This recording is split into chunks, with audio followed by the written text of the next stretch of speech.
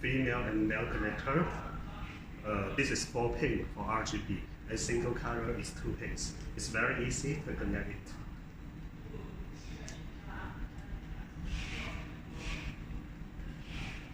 Yeah, it is waterproof, IP65.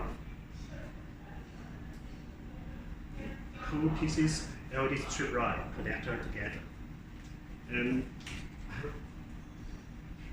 this is the RGB controller, also with the female and male connector. It's very easy.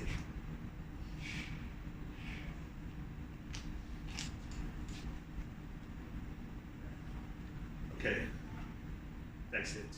This is the end cut.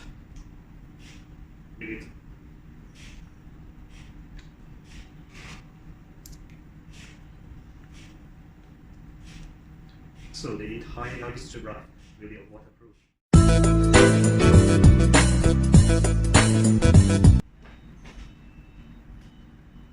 Red, blue, green, white.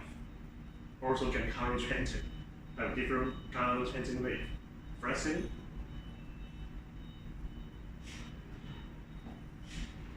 fade.